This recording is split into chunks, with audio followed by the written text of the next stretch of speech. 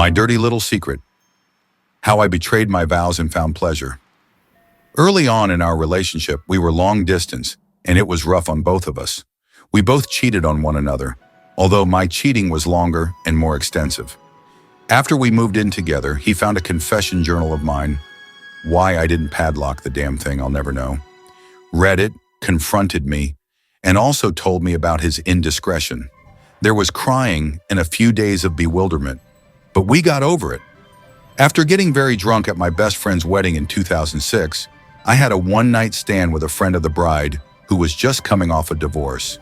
Damn, I played it off in my head as if I was doing a public service for the guy. Getting him back on the track of actually like himself, which did happen actually.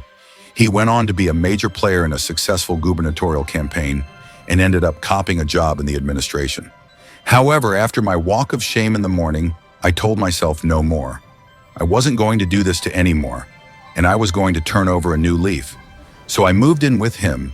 There was the thing with the journal, and then nothing.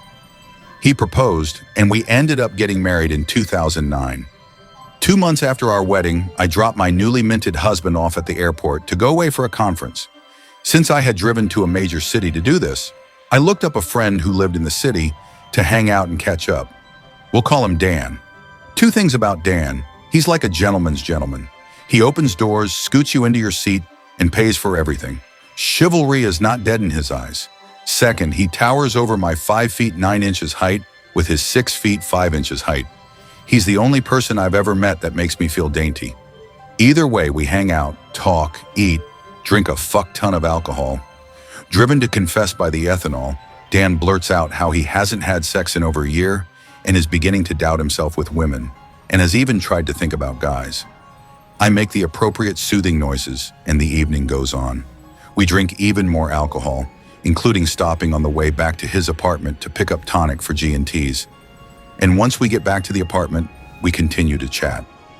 Dan had been unable to come to our wedding because of a work commitment, so I had actually brought the DVD with our wedding pictures on it to show him.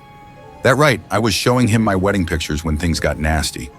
I was sitting on his lap because of no other chairs in his bedroom, and realized that I was wearing garters and stockings because they were pressed into him. One thing led to another, and all of a sudden, I was on the floor, in front of his fireplace, moaning for all I was worth, with the skirt of my dress hiked up around my waist. Things moved to bed eventually, and I'm pretty sure between the two of us, we woke up both his roommates.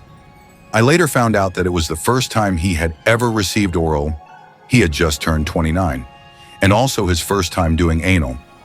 In my strange brain, I was kind of proud of all this, and very glad that he felt so much better about his sexuality and his prowess with women.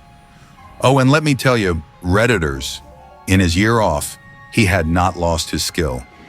The 3 or 4 times we had sex that night was fucking fantastic. In fact, I can still remember how sore my pussy felt the next day from him. God, it was good. However, on the drive back home the next morning, I had an attack of conscience. He'd already sent me some lurid texts and one photo of his dick. I flipped out on him.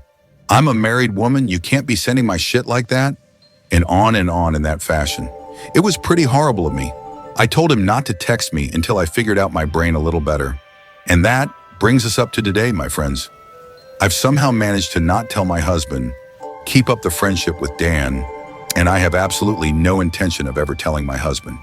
It would do nothing but hurt him, and if I'm being honest with myself, having sex with Dan was a public service, and I had been faithful for over 3 years.